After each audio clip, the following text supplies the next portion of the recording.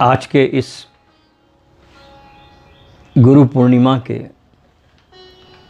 सत्संग में आए हुए मित्रों का मैं बहुत हृदय से स्वागत करता हूँ।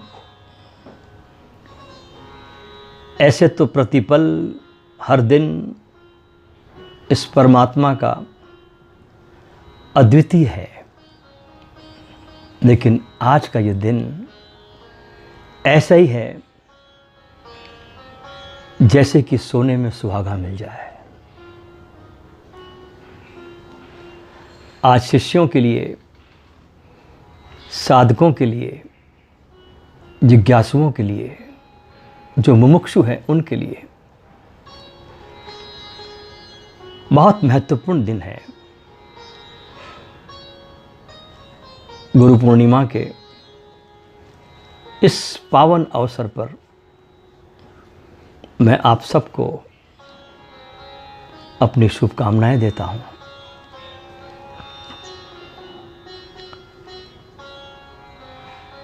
कहते हैं कि हर एक झील में कमल खिला नहीं करते, हर एक सीप में मोती मिला नहीं करते। ये तो खुदा को तरस आ गया हम पर, वरना हर युग में ऐसे सद्गुरु मिला नहीं करते, वरना हर युग में ऐसे सद्गुरु मिला नहीं करते।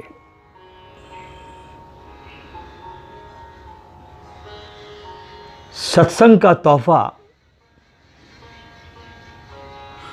हर किसी को नहीं मिलता। ये वो फूल है जो हर बाग में नहीं खिलता। यह सत्संग कभी छूटने मत देना, क्योंकि सत्संग का फूल बहुत बहुत मुश्किल से खिलता। आओ हम सभी सद्गुरु की इस चांदनी में थोड़ा स्नान कर लें।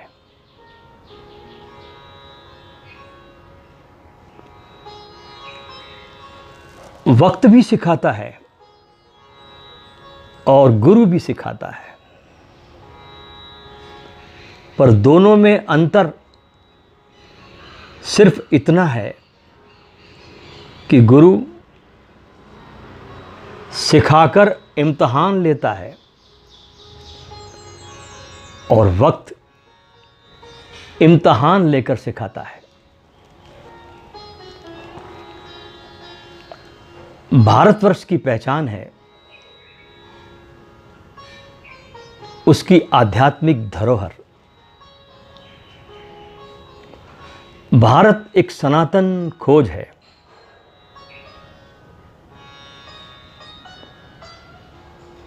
शाश्वत की खोज है और दुर्घटनावश भारत में जन्म लेने से कोई भारतीय नहीं हो जाता, वरन जो भी व्यक्ति अपने अंतस की अनंत गहराइयों की खोज में संलग्न है, फिर चाहे वो पृथ्वी के किसी भी भूभाग में रहता हो, कहीं भी रहता हो, वो भारतीय है। सदियों से, युगों से पूरा संसार जब बाहर की खोज में संलग्न था, बाहरी बार खोज रहा था, तब कुछ प्रतिभावान और हिम्मतवर लोग भीतर की अज्ञात यात्रा पर निकले। बहुत हिम्मत चाहिए।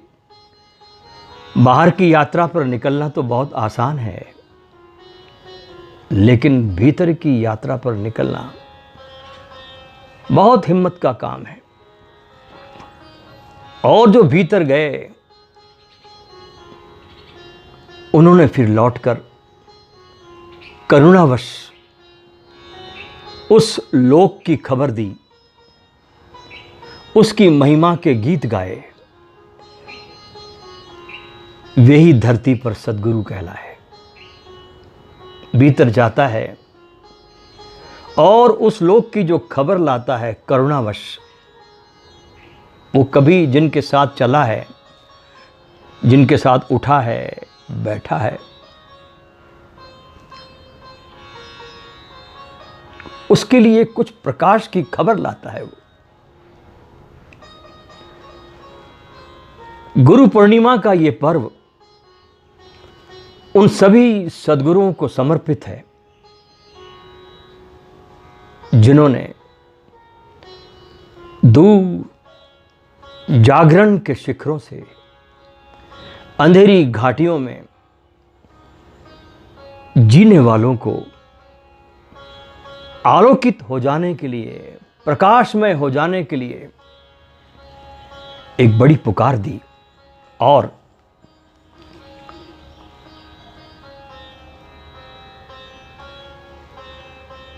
प्राणों की एक अभिप्सा से भर दिया, आवाज देकर प्राण को सुलगा दिया घाटियों में जीने वालों के प्राणों को। क्योंकि ऐसे शिखरों पर कोई पहुंचता है, हजारों वर्षों में कोई पहुंचता है। और अगर वो शिखर पर चला जाए और उस शिखर से आवाज ना दे, तो नीचे अंधेरी घाटियों में जो भटकते हुए लोग हैं, उनको तो शिखरों की खबर भी नहीं मिलेगी। कभी शिखर भी होते हैं, इसकी उनको कल्पना भी नहीं होगी अगर कोई आवाज देने वाला ना हो। वे तो ऊपर आंख उठाकर देखते भी नहीं हैं, नीचे ही उनकी आंखें जीवन भर लगी रहती है। वे साधारण से आकाश को भी कभी कभी देखते हैं, बहुत रेयर,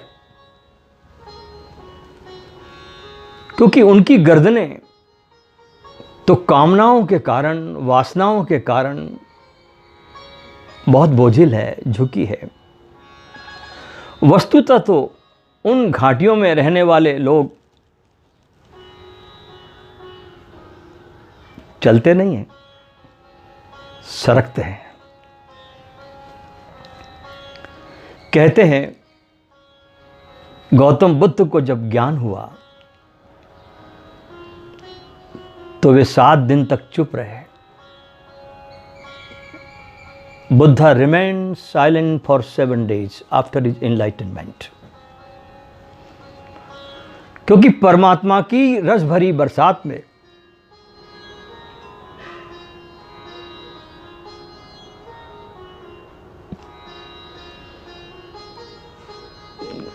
उनका रोम रोम भीग रहा था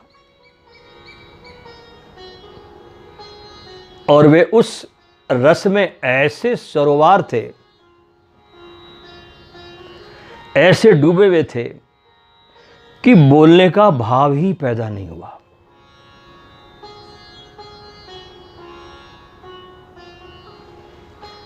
कहानी बहुत मधुर है कि देवलोक भी थरथराने लगा और ब्रह्मा स्वयं घबरा गए कि बुद्ध को बोलने के लिए राजी कैसे किया जाए। और बुद्ध को तो बोलना है, राजी करना ही पड़ेगा, क्योंकि जो भी मौन का मालिक हो गया उसे बोलने के लिए मजबूर करना ही पड़ेगा। और कहते हैं कि ब्रह्मा सभी देवताओं के साथ बुद्ध के सामने मौजूद हुए, उनके चरणों में झुके। अब ये बड़े मजे की बात है कि भारत ने देवत्व से भी ऊपर रखा है बुद्धत्व को, क्योंकि देवता भी तरसते हैं बुद्ध होने को। वे भी अपने भोग भोगते हुए उनके पुण्यों के भोग भी क्षीण होने लगते हैं, क्योंकि बुद्धत्व है चेतना के कमल का पूर्णता खिल जाना, और निर्वाण का रास्ता, मोक्ष का रास्ता बुद्धत्व से गुजरता है। सभी देवताओं ने बहुत मुश्किल से बुद्ध को राजी कर लिया कि वो बोले, क्योंकि न बोलेंगे तो बहुत बड़ी दुर्घटना घट जाएगी,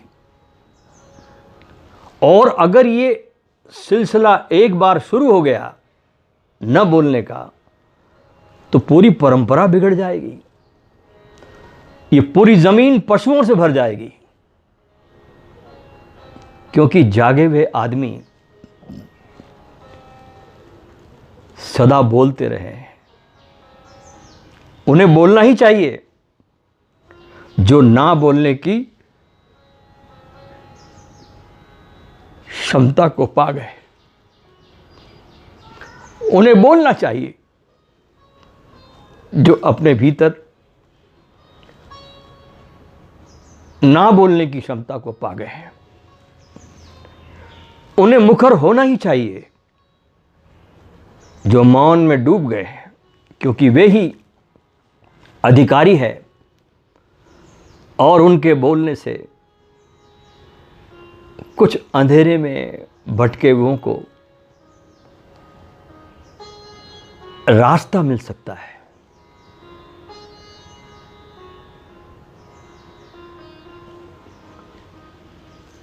फिर तो बुद्ध ने ऐसा गीत गाया कि सिर्फ भारत ही नहीं, पूरा एशिया महाद्वीप ही झूम उठा, और लाखों लोगों के हृदयों को बुद्ध ने आंदोलित किया। और जो भी उनके चरणों में वास्तव में बैठा, मेरे शब्दों पे ध्यान दीजिए, जो भी उनके चरणों में वास्तव में बैठा, वह बुद्धत्व को उपलब्ध हो गया। और बुद्धम शरणम गच्छामि, संघम शरणम गच्छामि, धम्मम शरणम गच्छामि, चारों दिशाओं में गूंजने लगा। ऐसा लगने लगा जैसे कि धरती पर कोई उत्सव आ गया हो।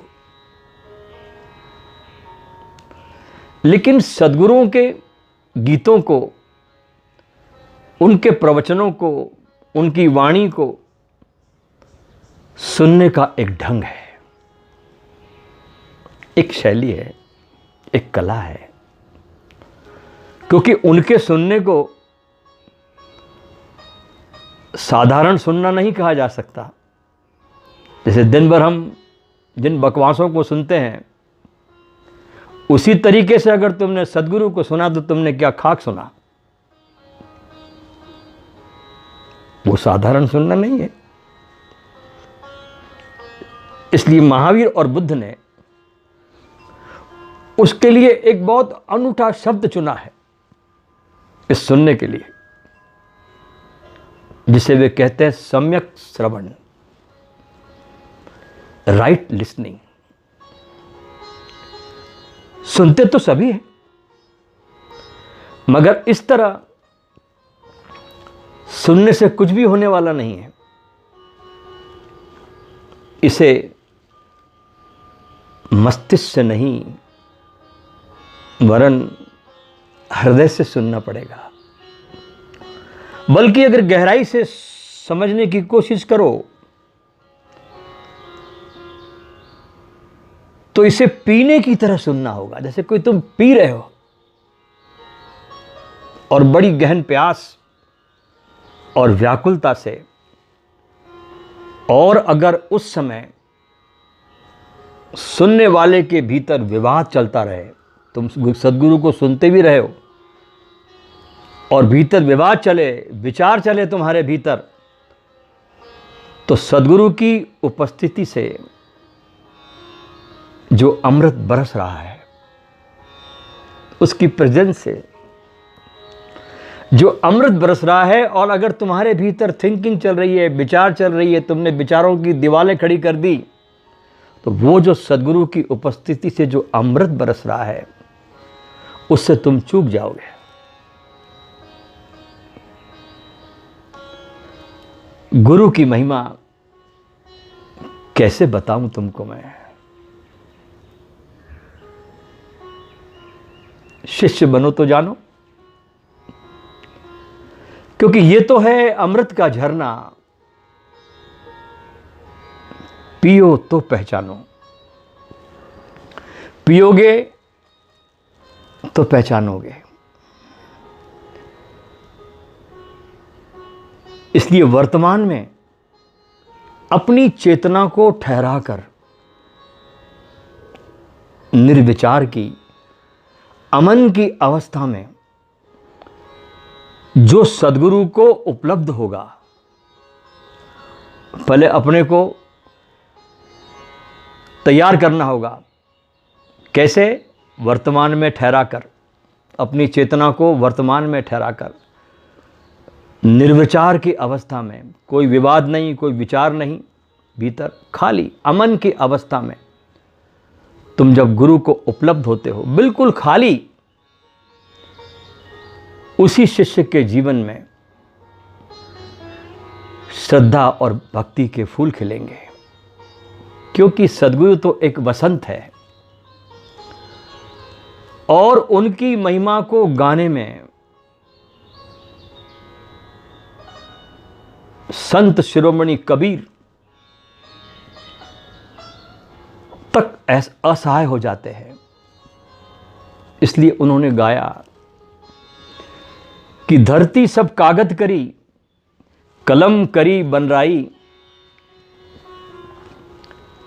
स्याही सब समंदर करी, तो भी शोभा लिखी न जाई।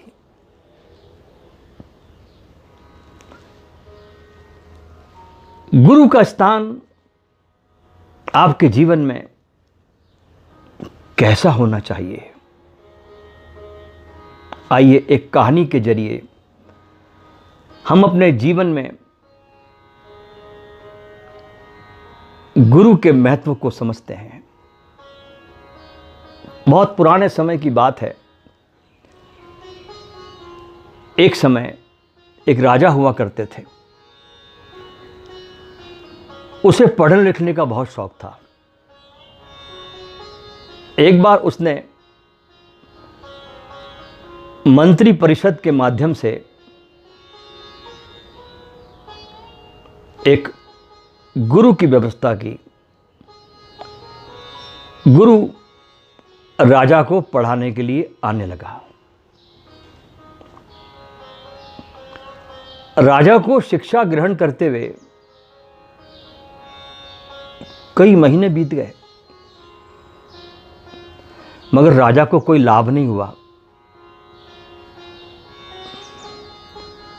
गुरु तो रोज खूब मेहनत करते थे, लेकिन राजा पर उसका कोई असर नहीं होता था। राजा बड़ा परेशान था। गुरु की प्रतिभा और उसकी योग्यता पर सवाल उठाना भी गलत था, क्योंकि वो गुरु एक बहुत प्रसिद्ध थे और योग्य गुरु थे।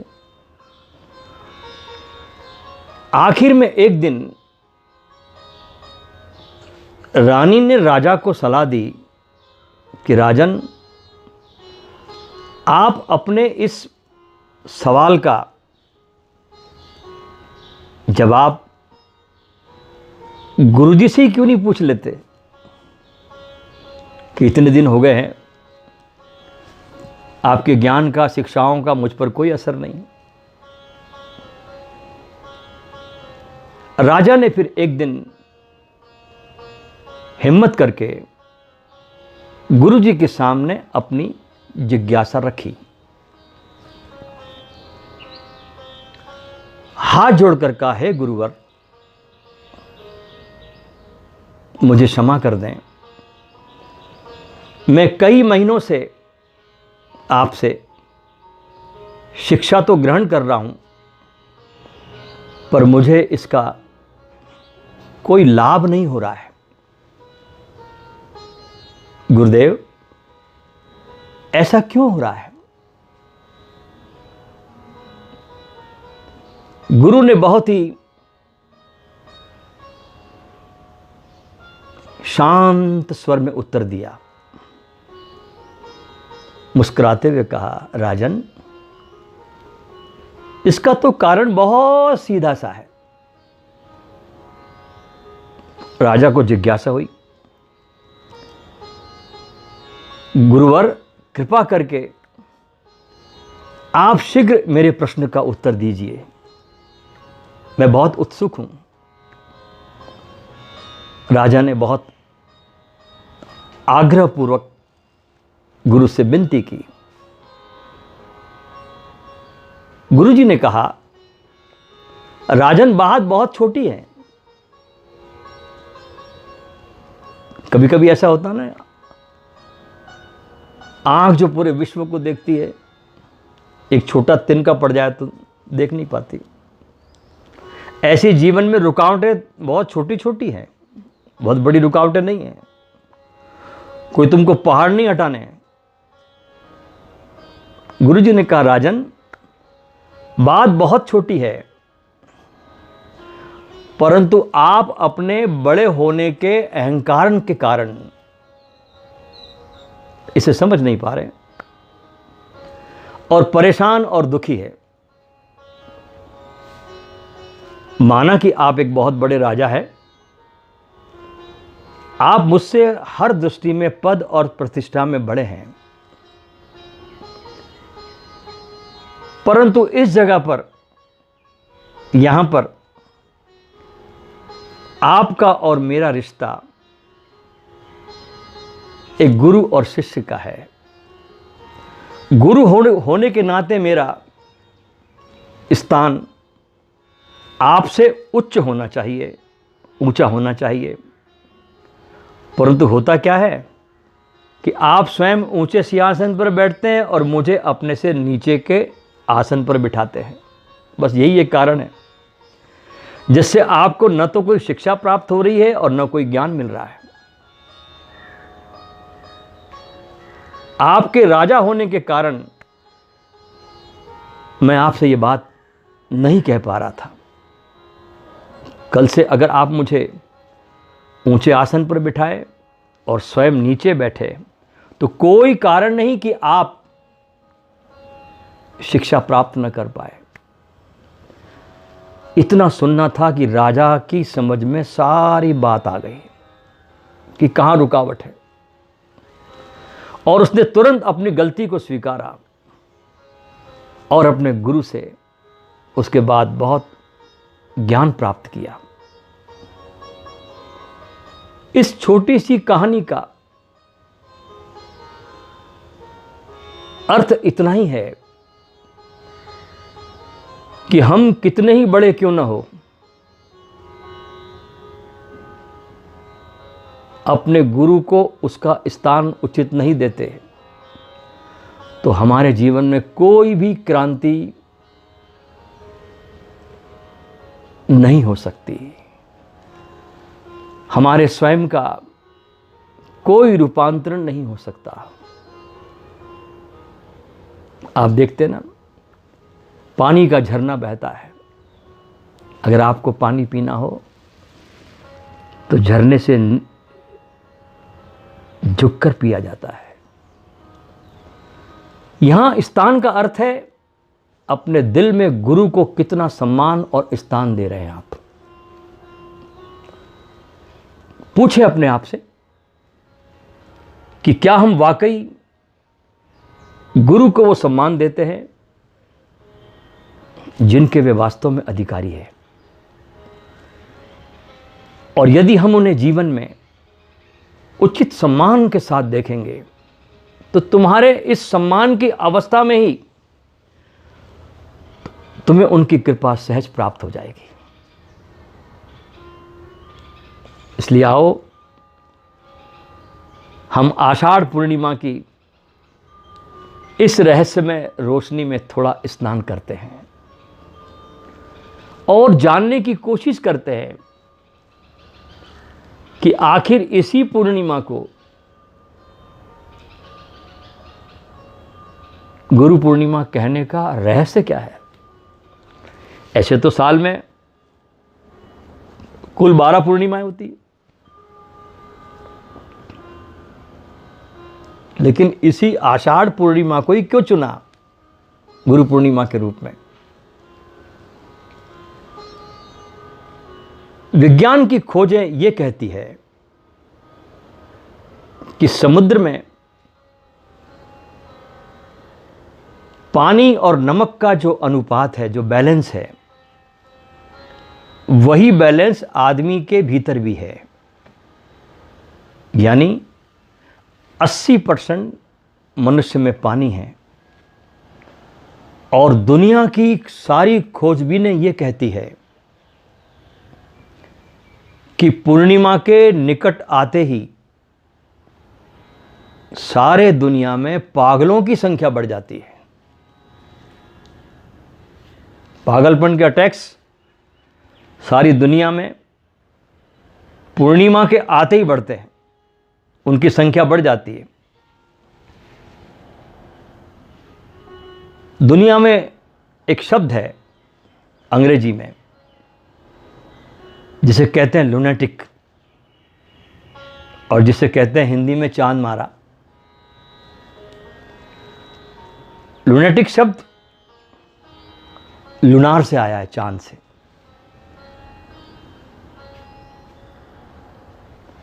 जब चांद पूर्णिमा का हो और पूर्णिमा का चांद जब पागलों पर असर कर सकता है तो गैर पागलों पर तो ज्यादा करता होगा। पागल जो अपने होश में नहीं है, जब उन पर भी चांद इतना असर करता है तो जो होशपूर्ण है, सजग है, उस पर तो कितना करता होगा, कल्पना नहीं की जा सकती।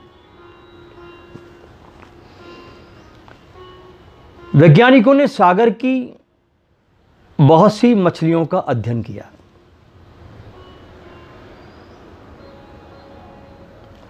कि जब सागर उतार पर होता है अमावस्या के दिनों में,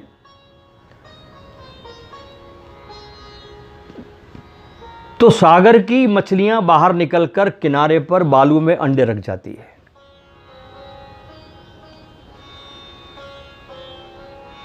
मछलियां सवार होकर आएगी लहरों पर और रेत में अंडे देकर चली जाएगी। फिर 15 दिनों के बाद जब सागर दोबारा उठान पर होगा, लहरें वापस लौटेगी दूर किनारों तक जहां उन्होंने अंडे छोड़े थे, और तब तक 15 दिनों में उन अंडों से चूजे बाहर निकल चुके होंगे और वे सागर की लहरें उन चूजों को अपने साथ सागर में लेकर आ जाएगी। अब प्रश्न ये उठता है कि मछलियों को कैसे पता चलता है कि सागर कब उठान पर है, सागर कब उतार पर है। चांद के अतिरिक्त और कोई उपाय नहीं है, ऐसा वैज्ञानिकों ने जाना। चांद से ही मछलियों को संवेदनाएं मिलती हैं कि कब सागर उतार पर है, कब चढ़ाव पर है। प्रत्येक प्राणी के पास एक अंतर इंद्रिय है जो जगत के सारे प्रभावों को, जागतिक अनुभवों को अनुभव करती है, उसके प्रभावों को अनुभव करती है। मनुष्य ने उस अति इंद्रिय को अपनी अति बुद्धिमानी से न जाने कहां खो दिया है। एक और बड़े मजे की बात देखिए कि चांद के पास अपनी कोई रोशनी नहीं है।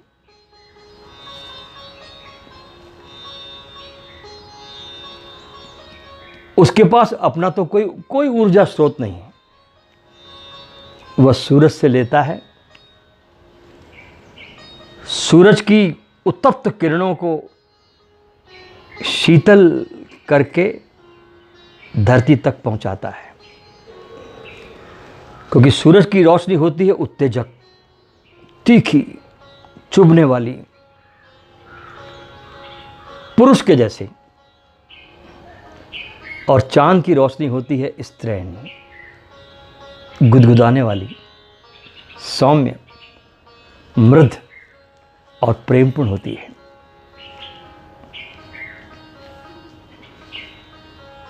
देखा जाए तो सारा धर्म एक महाकाव्य की तरह है। इसलिए आषाढ़ की पूर्णिमा बहुत महत्वपूर्ण हो गई। शरद पूर्णिमा को भी चुन सकते थे, क्यों नहीं चुनी? और भी पूर्णिमाएं थी, उनको क्यों नहीं चुना गया? इस व्यास पूर्णिमा के पीछे, इसे व्यास पूर्णिमा भी कहा जाता है, भगवान वेद व्यास जिन्होंने सारे पुराणों की रचना करी, भागवत की रचना करी, उनके नाम से हजारों वर्ष से इस पूर्णिमा को मनाने का रिवाज चला आ रहा है। इस पूर्णिमा को गुरु पूर्णिमा चुनने के पीछे एक बहुत बड़ा इशारा है, और वो इशारा ये है कि गुरु तो है पूर्णिमा के जैसा चमकता हुआ, और शिष्य है आषाढ़ के काले बादलों जैसे।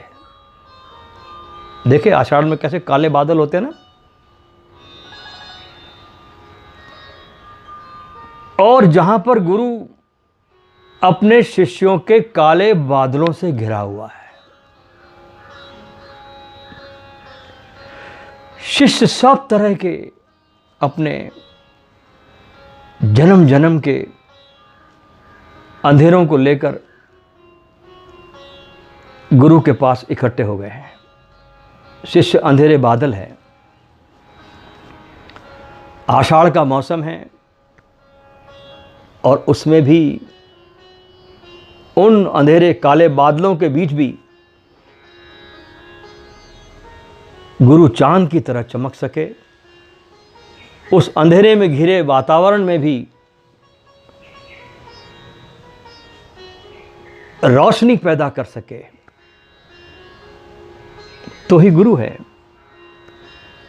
इसलिए इस पूर्णिमा को गुरु पूर्णिमा कहा गया। जैसे चांद गुजरा है अपनी यात्रा से, अमावस्या के अंधेरों से 15 दिन तक चांद ने काली रातें भी बहुत देखी, वैसे ही गुरु भी कभी खोजता था। प्रत्येक गुरु कभी न कभी इस यात्रा पथ पर शिष्य की अवस्था में भी होता है।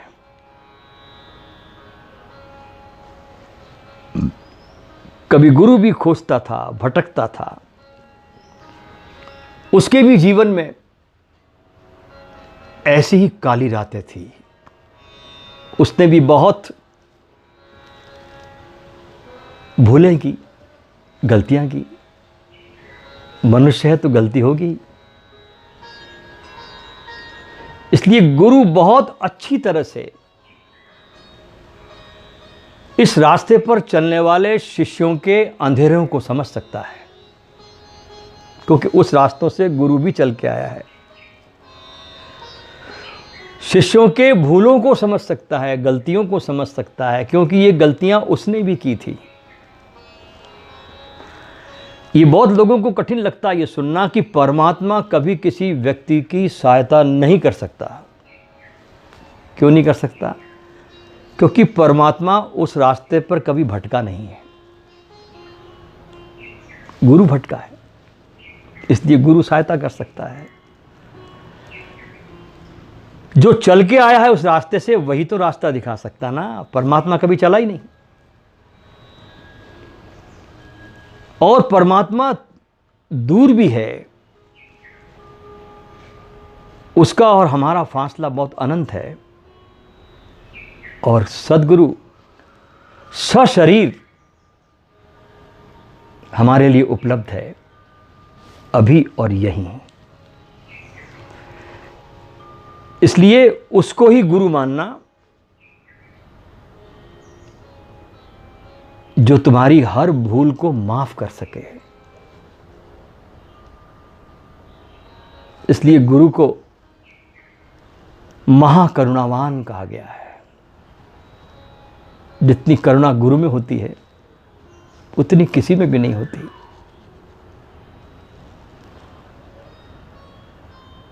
इसलिए कबीर ने कहा, हरि रूठे तो गुरु ठौर है, और गुरु रूठ जाए तो फिर कोई ठौर नहीं है। गुरु चांद है, पूर्णिमा का चांद है, और तुम कितने ही अंधेरी रातों में हो, कितने ही दूर हो, उससे कोई फर्क नहीं पड़ता। तुम उसी यात्रा पथ पर हो जहां पर कभी गुरु रहा है।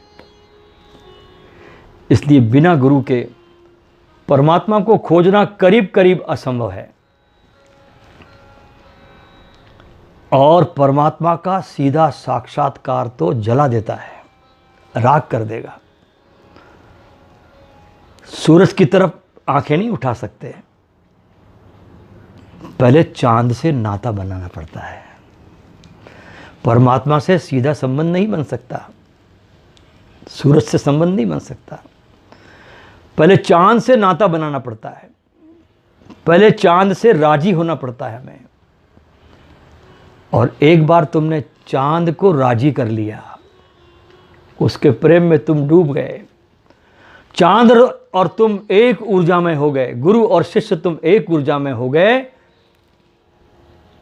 तो फिर चांद ही तुम्हें सूरज की तरफ इशारा कर देगा, परमात्मा की तरफ। और फिर तुम भी गाओगे, बलिहारी गुरु आपकी, जो गोविंद दियो बताए। इसलिए आषाढ़ पूर्णिमा गुरु पूर्णिमा है, और ये काव्य का प्रतीक है। अनेक बार हमसे लोग पूछते हैं कि सद्गुरु की पहचान क्या है। ये प्रश्न हर एक के मन में उठता है कि इतनी बड़ी दुनिया है, हर व्यक्ति दावे कर रहा है,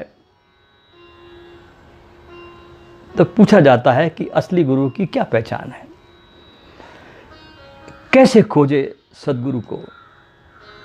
तो उसके लिए बस एक ही बात महत्वपूर्ण है, जो बहुत ध्यान से सुनना, कि सद्गुरु की फिक्र तुम्हें नहीं करनी है।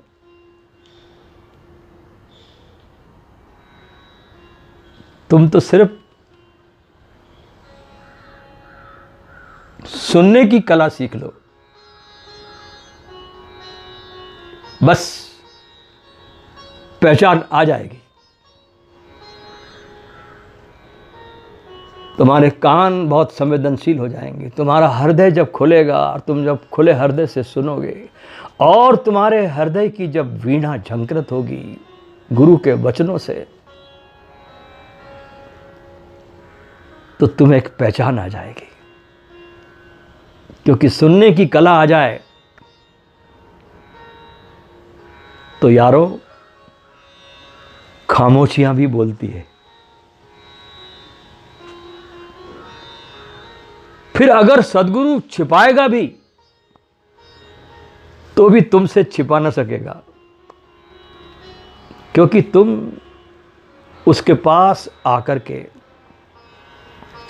शांत एवं मदमस्त होने लगोगे। जैसे समझे कि बगीचे के पास जब हम जाते हैं तो जो जो बगीचा पास आता है ना, तो शीतल हवाएं छूने लगती है ना। और करीब आते हैं बगीचे के पास और आपके नासापुट ठीक से काम कर रहे हैं, संवेदनशील है, तो उस बगीचे के फूलों की सुगंध हवा में आने लगती है। और चलने की दिशा अगर साधक की ठीक है तो सुगंध बढ़ती चली जाती है और बगीचा करीब आता चला जाता है।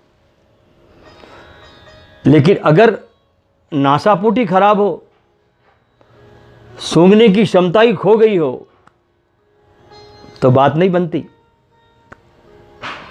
तो बात बगीचे के पूछने की नहीं है कि वो बगीचा कहाँ है। असली बात तो ये पूछने की है कि मुझे नासापुट कैसे उपलब्ध हो,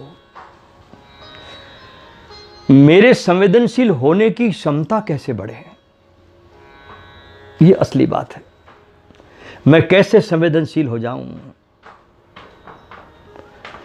शिष्य कैसे पहचानेगा सद्गुरु को। बस इतना ही करें कि अपने सद्गुरु को वो संपूर्णता से उपलब्ध हो सके, अपने को गुरु को अवेलेबल हो सके और संपूर्णता से, हाँ, आधा अधूरा नहीं। उसके लिए अपने आप को खुला रख सके, गुरु के लिए अपने स्वयं को खुला रख सके, सारे धारणाओं को हटाकर।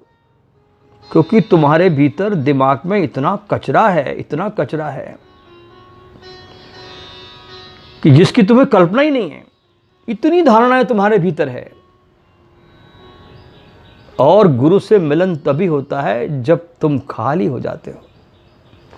खाली स्लेट पर ही तो गुरु अपने हस्ताक्षर करता है। अगर तुम्हारे स्लेट पर बहुत कुछ लिखा है तो गुरु के लिए जगह नहीं लिखने की वहां।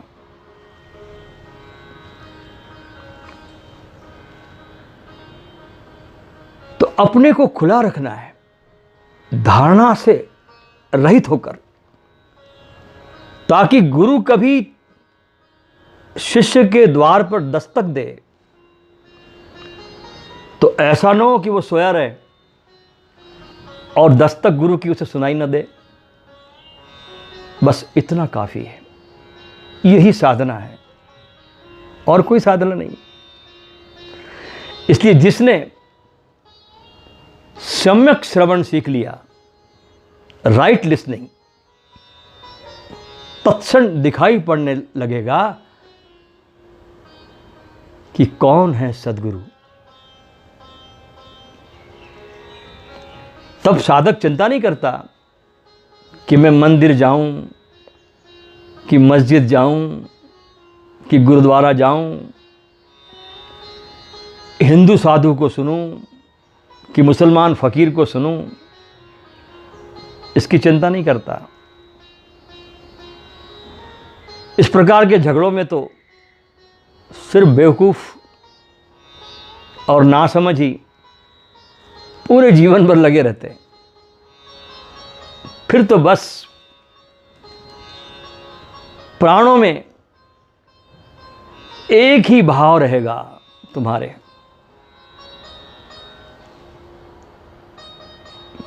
कि जहां भी मैं शांत होता हूं वहां मैं जाऊं, क्योंकि अब असली कसौटी हाथ में आ गई कि वहां जाऊं जहां मेरे हृदय की वीणा शांति के गीत गाने लगे, शांति के स्वर बजाने लगे,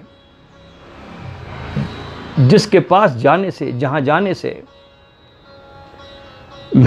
मेरा रोम रोम पुलकित होने लगता है, वहां जाऊं जहां जाने से मेरी आंखों से श्रद्धा और प्रेम के मोती झरते हो, जिसके चरणों में बैठने से मेरे आंखों से श्रद्धा और प्रेम के मोती झरते हो, जहां जाने पर लगता है कि थोड़ी मेरी धूल झड़ी संस्कारों की, थोड़ा स्नान हुआ, ताजगी मिली, पोषण मिला, जहां लगता है कि थोड़ा जीवंत होकर लौटा।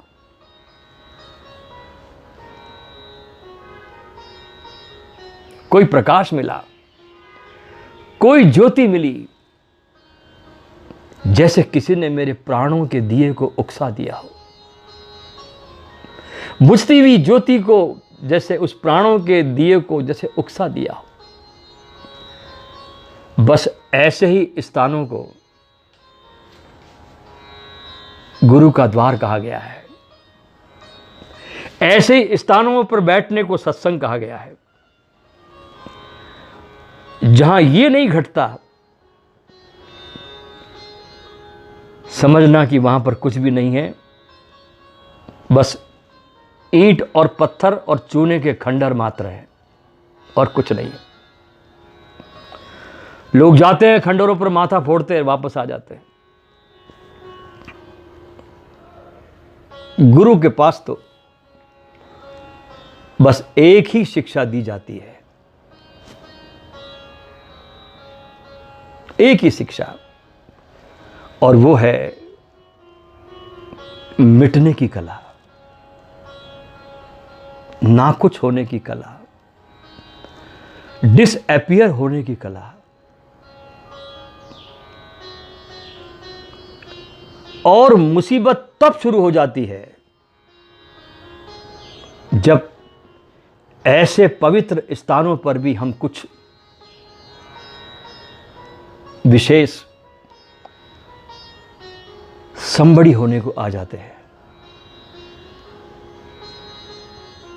और अपने अहंकार को और सजाने में लग जाते हैं। असली मकसद भूल जाते हैं कि मैं गुरु के पास क्यों आया था। वहां भी संसार की कामनाएं लेके आते लोग, कोई पद मिल जाए, कोई प्रतिष्ठा मिल जाए, उल्टा चलने लगे और अहंकार को सजाने में लग जाते हैं, और तब शिष्य मार्ग से भटक जाता है। गुरु मौजूद है फिर भी भटक जाता।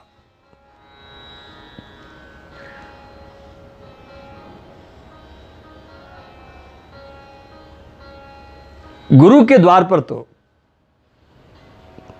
अहर्निश यही पुकार उठनी चाहिए, एक ही पुकार उठना चाहिए गुरु के द्वार पर। उठते बैठते सोते जागते कि दर्द दिल में रहे, आह लब पे रहे, कायनाते जिगर तिल मिलाने लगे। कम से कम मुझको इतना मिटा दीजिए कि जो भी देखे वो आंसू बहाने लगे। कम से कम मुझको इतना मिटा दीजिए कि जो भी देखे वो आंसू बहाने लगे, जो भी देखे वो आंसू बहाने लगे। वाकई तू जमाने का सुल्तान है। हे मेरे सदगुरु,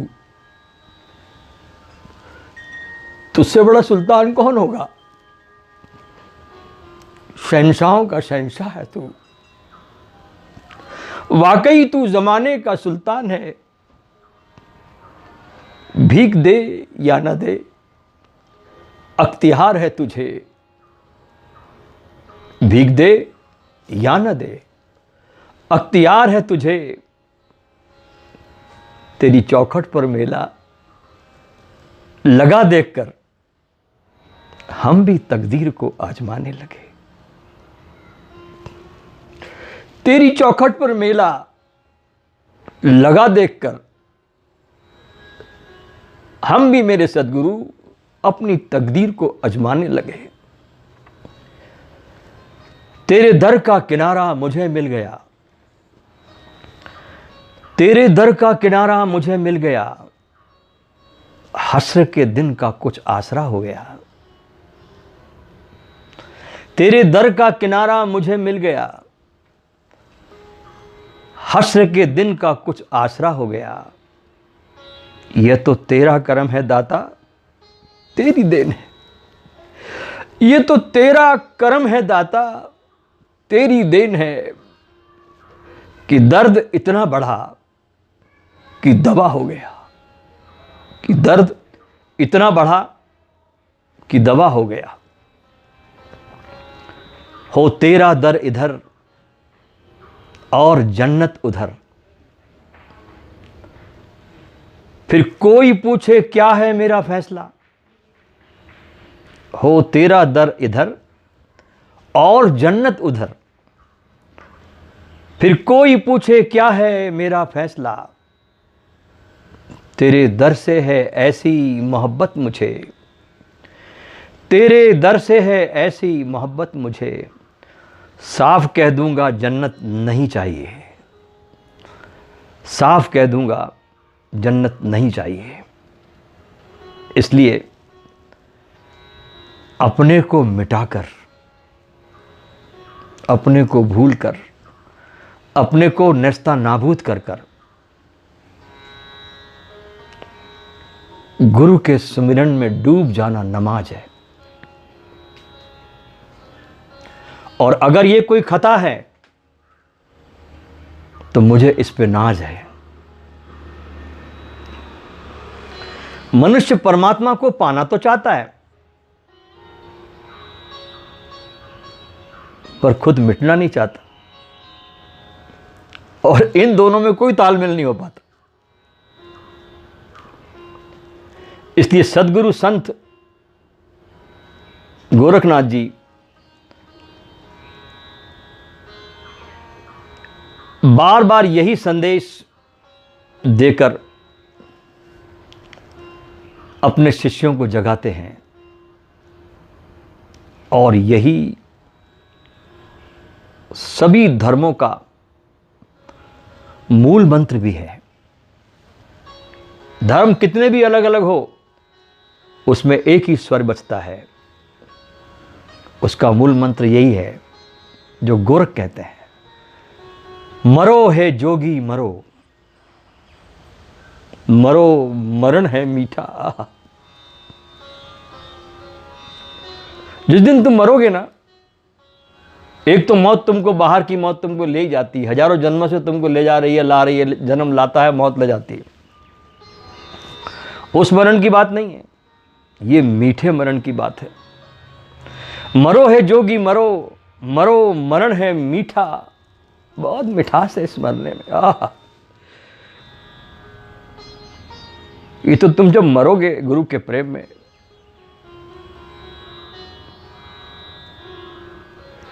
मरो है जोगी मरो, मरो मरण है मीठा। तिस मरणी मरो, जिस मरणी गोरख मरी दिठा।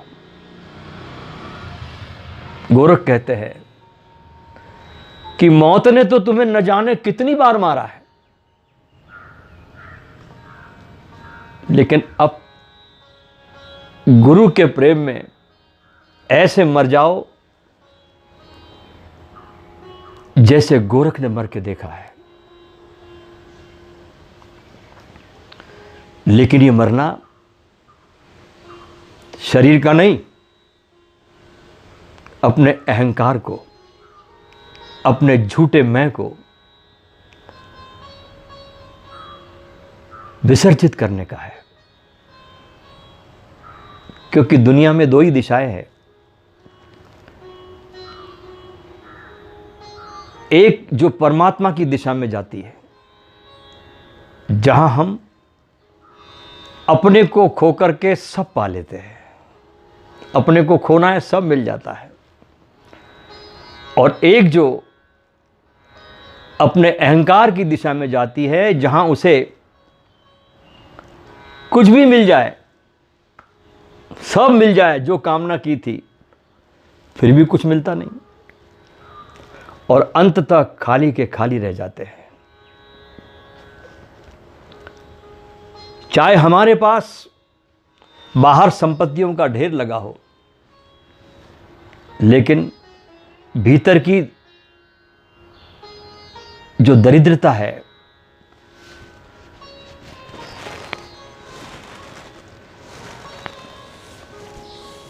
उसका कोई मुकाबला नहीं है। जो बाहर की संपत्ति बढ़ती जाती है, भीतर की दरिद्रता और बढ़ती चली जाती है। इसी सत्य को दर्शाने के लिए महान सिकंदर अपनी एक बहुत अजीब सी वसीयत लिख जाता है कि जब मैं मर जाऊं तो मेरे दोनों हाथ अर्थी के बाहर लटके रहने देना। आमतौर से जब किसी व्यक्ति को हम ले जाते हैं उसकी अंतिम यात्रा के लिए, तो उसके दोनों हाथ हम बांध के अंदर रखते हैं कफन में, अर्थी में। सिकंदर की पहली अर्थी थी उसके वसीयत के अनुसार, जिसमें बाहर हाथ लटके हुए थे। वो लिख गया था कि मेरे हाथ बाहर लटके रहने देना, ताकि लोग देखें कि विश्व विजेता सिकंदर भी व्यर्थ की बातों में अपना जीवन गंवाकर खाली हाथ जा रहा है। व्यर्थ की बातों में अर्थ तो स्वयं के साथ पैदा होता है दोस्तों, बाकी सब व्यर्थ है। मैं अगर अपना ही अर्थ नहीं जानूं तो बाकी सब जानना मेरे लिए व्यर्थ है। गुरु पूर्णिमा का ये पर्व शिष्यों को ये संकेत देता है कि उनके मन के आकाश पर दुखों और विचारों के कितने ही बादल उमड़ रहे हो, परंतु अगर भीतर प्रेम है तो चेतना के आकाश पर बादलों के पार सद्गुरु का चांद अपने ज्ञान की शीतल किरणों के साथ अपने पूरे वैभव पर चमक रहा है।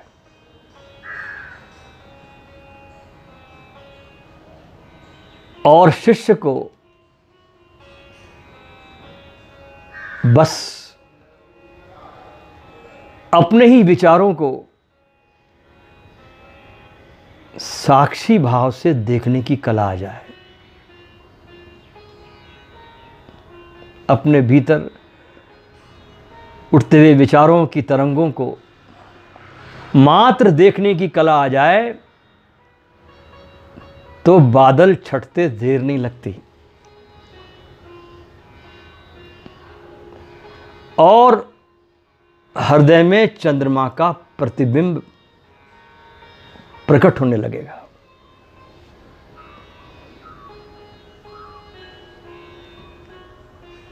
और उस चंद्रमा के दर्शन होते ही साधक के जीवन की ऊर्जा ध्यान और प्रेम की लहरों पर सवार होकर